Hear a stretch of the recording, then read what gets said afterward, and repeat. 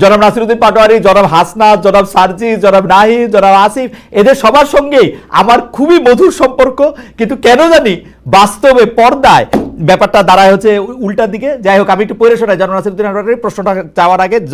জেরিনা ইয়াসমিন উনি আমাকে, অবশ্য আমার বলে লাভ নাই, আমি আর কাজল ভাই কিন্তু দীর্ঘদিনের বন্ধু, প্রায় 30-35 বছরের। আজকের পরে কাজল ভাই আমারে বলতে পারে যে তুমি আমার এগুলি কি কইলা। হাউএভার জেরিনা ইয়াসমিন আমাকে বলতেছে, শ্রদ্ধেয় খালেদ ভাই, একটু কারেকশন আছে, আপনি আপাদমস্তক আওয়ামী লীগ, এটা বুঝতে রকেট সাইজ জানতে হবে না, ভেরি গুড। তবে সেটাকে ঢাকার জন্য বাকি সব দলের হয়ে মাঝে মাঝে কান্নি মারেন, জাস্ট এইটুকুই, কনফিউশনের সুযোগ নেই। Thank you so much Zerina Yasmin. আমি জনাব নাসিরউদ্দিন পাটোয়ারি আপনার কাছে যেটার জন্য আসতে চাই সেটাই হচ্ছে যে আপনি খুব সংক্ষেপে একটু বলবেন, কারণ আমরা কাজল ভাইয়ের কাছে জাস্ট একটা ওইটা নিয়েই যাব, যেহেতু এখন এনটি আওয়ামী লীগ প্ল্যাটফর্মটা নাই, এনটি আওয়ামী লীগের চেতনা আসলে, আমি এটা চেতনাও শব্দটা বলতে চাই না, এনটি আওয়ামী লীগের যে দর্শন বা চিন্তা বা নীতি সেটা সবাই ধারণ করতেছে, সেজন্য বিএনপি ভয় পেতেছে তার ভোটগুলি ভাগ হয়ে যেতে পারে। এটা নিয়ে আসলে বিএনপি কি মনে করে?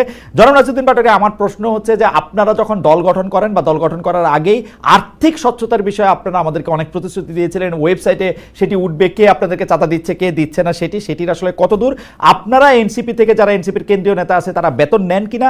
যদি বেতন না নেন তাহলে আপনাদের চলে কিভাবে, আপনারা কিভাবে আপনাদের পেশাগত মানে জীবন কিভাবে নির্বাহ করেন? জনাব নাসিরউদ্দিন পাটোয়ারি, আর্থিক স্বচ্ছতা। অনেকগুলো ভালো কোশ্চেন আপনি করেছেন, যেগুলো নিয়ে পিপলের মধ্যে একটা কনফিউশন রয়েছে।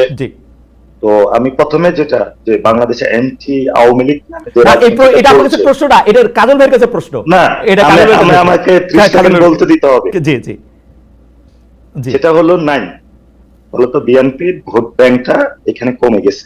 হ্যাঁ, আরেকটা জিনিস হলো, বাংলাদেশে কি এখন জিয়াউর রহমান খালছে খালগুলো কাটছে, এগুলো কি আছে? 2001 থেকে 6 পর্যন্ত যে দুর্নীতি করছে, খাল নাই, বিল নাই, ভারতীয় ধানের বীজ, বাংলাদেশে কোনো বীজ নাই, অথচ হলো প্রতীক হলো ধান, তো কি দিয়ে ভোট পাবে? এই জন্যই আমি বলি এটা নিয়ে আরেকদিন টক শো করব না জনাব পাটোয়ারি, জনাব পাটোয়ারি, সেটা আরেকদিন টক শো করব না, আরেকটা দিন করব না।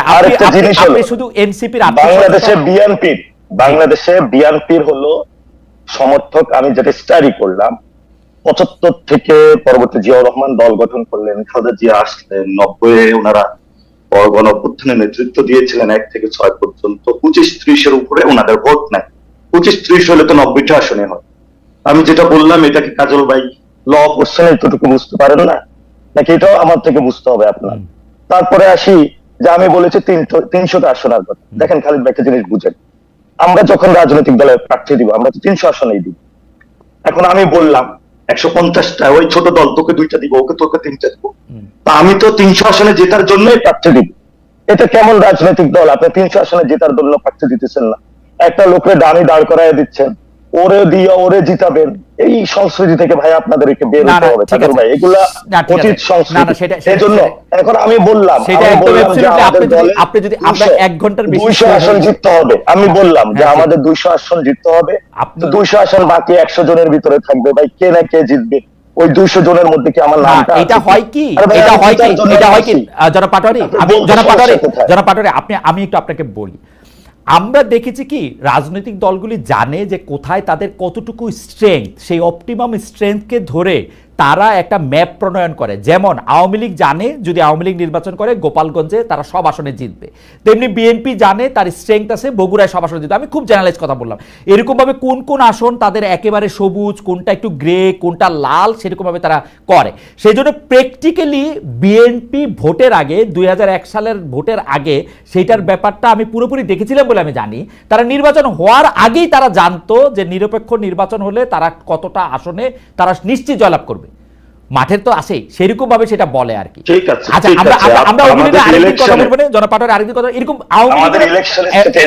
বিএনপি এই ডেটা ভিত্তিক ভোটের ম্যাপিংটা স্মার্টলি আসলে আওয়ামী লীগেরা আগে শুরু করেছে, মানে ডিজিটাল বাংলাদেশ ডিজিটাল হওয়ার আগে শুরু করেছে, যেটাকে হাওয়া ভবন কেন্দ্রিক যেটা 2001 সালে বলা হয়, সেই ডিজিটাল ম্যাপিংটা সেটা এখানে জানি খালিদ ভাই, এগুলো জানি কোন এজেন্সির মাধ্যমে করছে, এগুলো আমরা জানি। এখন তারা ওই এজেন্সিগুলোকে হায়ার করতেছে, তাও আমরা জানি। ফ্যান্টাস্টিক। আপনি যদি আপনাদের দলের কথা, এখন হলো আপনাদের দলের কথা, হ্যাঁ, এখন হলো যে ভারতীয় যে বিজেপি যেটা বলেছিল, জনসংঘ যখন ছিল অথবা জনদলটা যখন ছিল, জনদল কয়টা আসনে চিন্তা করেছিল?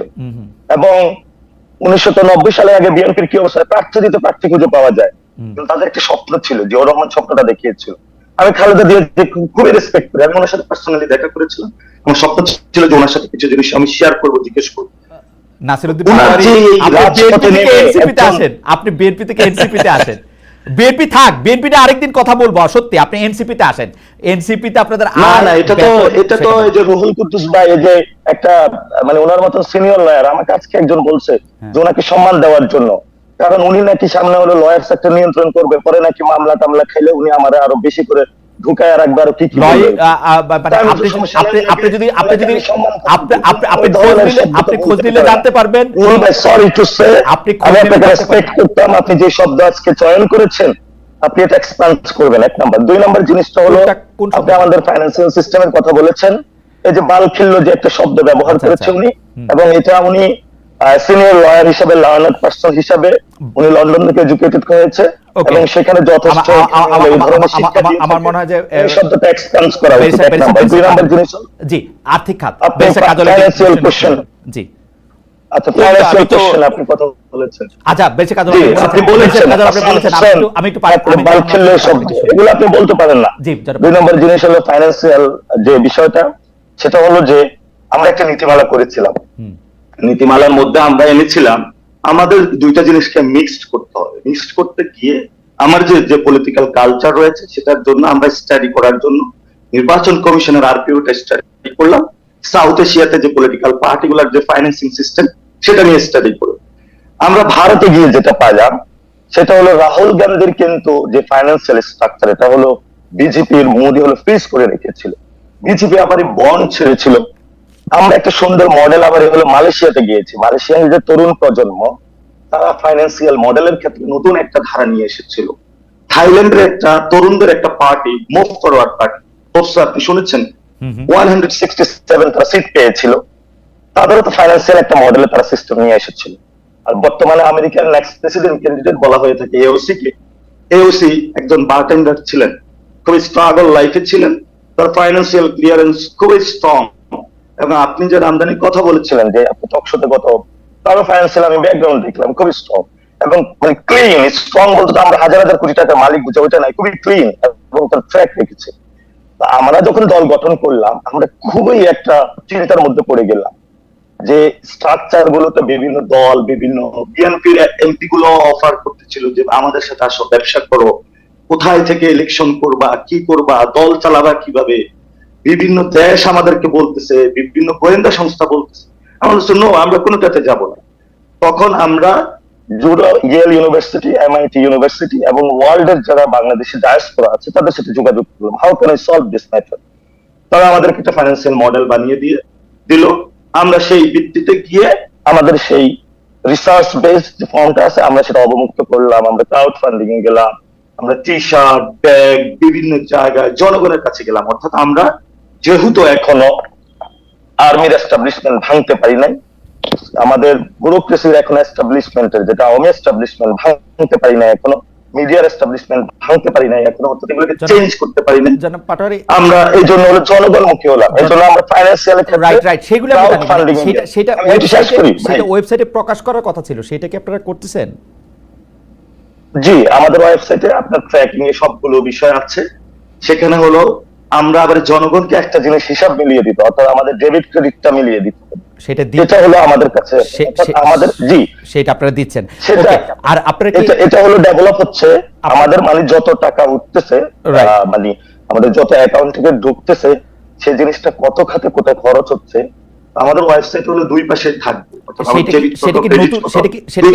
সেটা কি নতুন টাকা নাকি আপনারা রূপায়ণে যে বিল্ডিং আছেন সেটার ভাড়ার টাকা, আপনারা যে ইফতার পার্টি করছেন সেটার টাকা? ভাই আপনি এক একটা কথার মধ্যে এলিগেশন দিয়ে থাকেন, আমরা সেগুলিও কি আপনারা দিবেন কিনা ভাই? সেগুলো আপনারা দিবেন কিনা, ওয়েবসাইটে থাকবে কিনা যে আপনারা এই ভাড়া টাকাটা কিভাবে দেন? রূপায়ণ টাওয়ার, এখন রূপায়ণ টাওয়ার বললে পিপলের একটা পারসেপশন সৃষ্টি হয়, অনেক রিকশাওয়ালা আপনারা যেভাবে প্রতিক্রিয়া জানান সেই কারণে পারসেপশন সৃষ্টি হয়। পাটোয়ারি যেভাবে প্রতিক্রিয়া জানান এটা যদি খুব স্বাভাবিকভাবে নিতেন যে হ্যাঁ বাড়ি ভাড়ার টাকা যেখান থেকে দেই সেটা দিব, কিন্তু এটা হচ্ছে কি আপনারা একদম ছেদ করে ওঠেন। এই আওয়ামী লীগের লোকদের এরকম ছেদ করে উঠতে দেখতাম, যাই জিজ্ঞেস করতাম আপনি গাড়ি পাইলেন কই, আপনি গাড়ি পাইলেন কই, ছেদ করে উঠলো।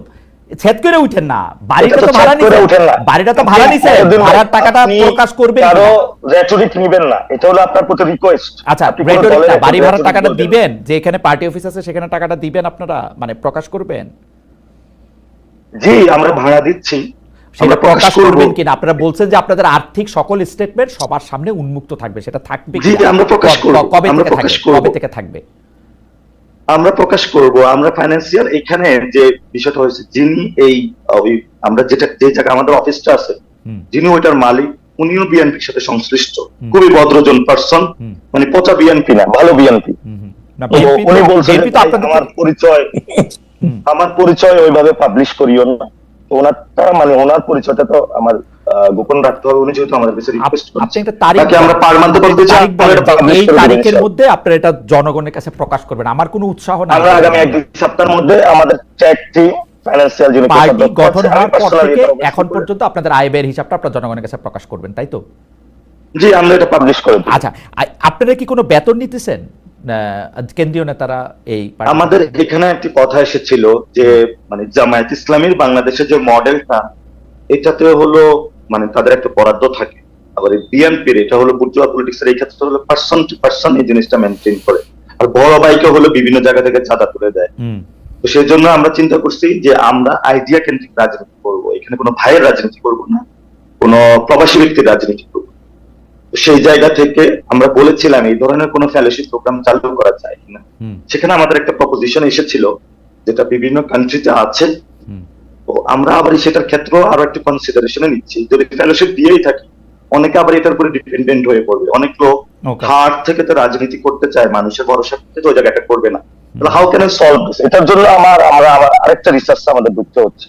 Okay. Will solve this every matter. যতগুলো কোশ্চেন আসছে ভাই, যতগুলো দিবেন আমরা সব ডিল করে সামনে যাব Okay. ইনশাআল্লাহ। সে জায়গাটা ভরসা রাখবো। আপনাকে আপনাকে আপনাকে অনেক অনেক ধন্যবাদ। আমাদের একজন দর্শক প্রশ্ন করেছেন, আপনি বিএনপির কোন নেতাকে, প্রধান নেতাকে তার আয়ের উৎস আপনার মানে আমাকে বলেছেন যে খালেদ মহিউদ্দিন আপনার বাবাও জিজ্ঞেস করতে পারবে না কখনো। আমার বাবা আসলে জিজ্ঞেস করতে পারবে না, তিনি মারা গেছেন 1989 সালে, তার পক্ষে জিজ্ঞেস করা সম্ভব না। কিন্তু আমি প্রত্যেকটা অনুষ্ঠানেই সেটি জিজ্ঞেস করি। আপনাদের যদি সময় সুযোগ হয় আপনারা এটি দেখে নেবেন। জুলাই মাসের অন্তত 4টে অনুষ্ঠান আমি করেছি যেগুলি ইউটিউবে আছে, সে সময়ের সেই মানে গত বছর জুলাই মাসে, সেগুলি আপনারা নিশ্চয়ই দেখে নিতে পারেন। অনেকেই প্রশ্ন করেছেন। এখন আমি প্রশ্ন করতে চাই জনাব ব্যারিস্টার রুহুল কুদ্দুস কাজল, যে প্রশ্নটা আমি করে গেছিলাম যে যেহেতু এখন এন্টি ইন্ডিয়ান জায়গাটা স্ট্রংলি ভাগ হয়ে গেছে, সেজন্য বিএনপির ভোট কমবে কিনা, এক।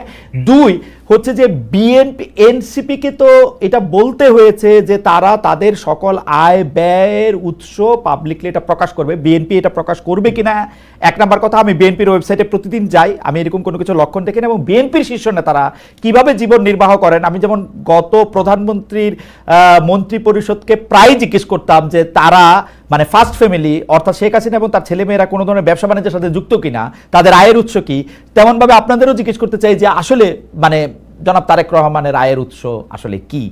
আপনি বাংলাদেশের সবচেয়ে, আমার ধারণা এখন সবচেয়ে বেশি আয় যারা করেন সেই আইনজীবীদের একজন, আপনি জানেন যে আয় এবং ব্যয় কাকে বলে, এটা কি রকম ঘটনাটা একটু যদি বলেন আমাদেরকে। না, আপনি যেমনটি বললেন বিএনপির একজন প্রতিনিধি হিসেবে, আমিও তো বিএনপির কেন্দ্রীয় কমিটির সদস্য, আমাকে জিজ্ঞেস করেন। আমার একমাত্র পেশা আইন পেশা। আপনারা জিজ্ঞেস এবং করে আমি তো আইন আপনারা পেশার জিজ্ঞেস মাধ্যমে- করে তো আপনারা জিজ্ঞেস করতে আপনি লাভ, আপনি তারেক রহমানের কথা বলেন। না, আপনি কি আমি- করেন আমি এটা আমি কেন জানি। বলি? কারণ শোনেন, আমার দলের নেতা, আমার দলের নেতা, তাকে এই প্রশ্নটা আপনি করবেন। আমার মনে হয় বাংলাদেশে তাকে এমন তো আমি একটা পাই না। আবহাওয়া তৈরি হয়েছে। তাকে তো আমি পাই না আমি- আজকে না, কিন্তু আমি খালেদা- আপনার মাধ্যমে আপনি বলে রাখি, তাকে আমি পাই না আজকে না, কিন্তু তিনি যখন টিভিতে নিষিদ্ধ, কেউ তাকে টিভিতে দেখায় না, সেই গত 5 বছর 6 বছর 7 বছর ধরে আমি তার একটা ইন্টারভিউর জন্য আপনাকেও আমি বহুবার বলছি, ইউ নো দ্যাট।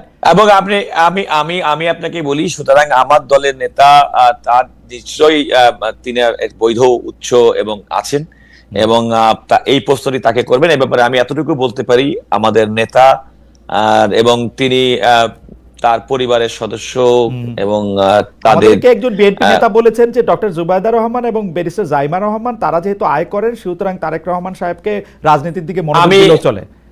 আমি তো এতটুকুই বললাম যে তাদের পরিবারের অন্যান্য সদস্য কর্মক্ষম, উপার্জনক্ষম মানুষ আছে। এর বাইরে আমাদের মনে হয় বিষয়টি তাকে জিজ্ঞেস করেন।